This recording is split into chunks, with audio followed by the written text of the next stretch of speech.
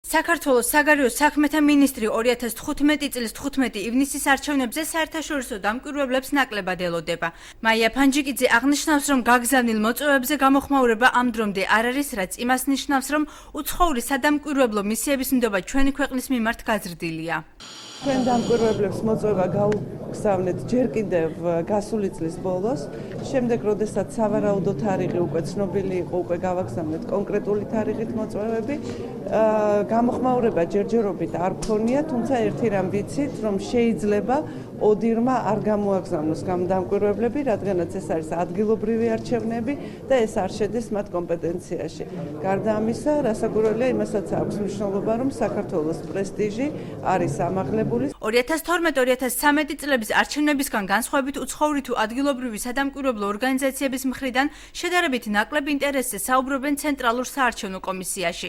ცესკოს მონაცემებით დღეისათვის რეგისტრაცია 37 ადგილობრივ 23 საერთაშორისო და 25 მედია ორგანიზაციას აქვს გავლილი. ინტერესი უფრო დაბალია თვითმმართველობის არჩევნებზე, ეს ალბათ ბუნებრივიც არის. საარჩევნო ადმინისტრაციის წარმომადგენლები, რომლებიც ჩვენი მოწვევით ჩამოვლენ, ისინიც იქნებიან წარმოდგენილი 15 ივნისის თვითმმართველობის არჩევნებზე, ასევე საერთაშორისო ორგანიზაციები.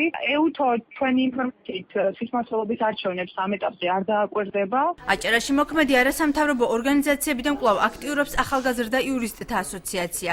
ორგანიზაცია მოახლოებულ თვითმმართველობის არჩევნებს 100 კაციანის შემადგენლობით დააკვირდება, მათ შორის იქნებიან მობილური ჯგუფებიც.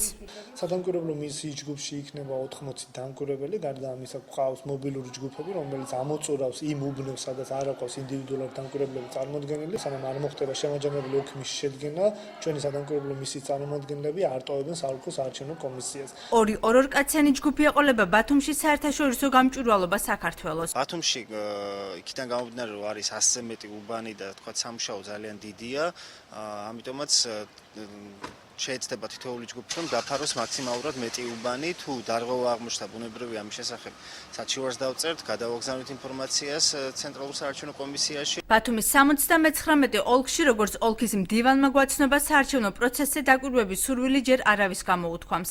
არასამთავრობო ორგანიზაციებისთვის რეგისტრაციის ვადა 5 ივნისს იწურება. 8 ივნისია ბოლო ვადა საერთაშორისო ორგანიზაციებისათვის. აკრედიტაციის მისაღებად კი მედია ორგანიზაციებს მიმართვის გასაკეთებლად ვადა არჩევნებამდე 3 დღით ადრე ეწურებათ.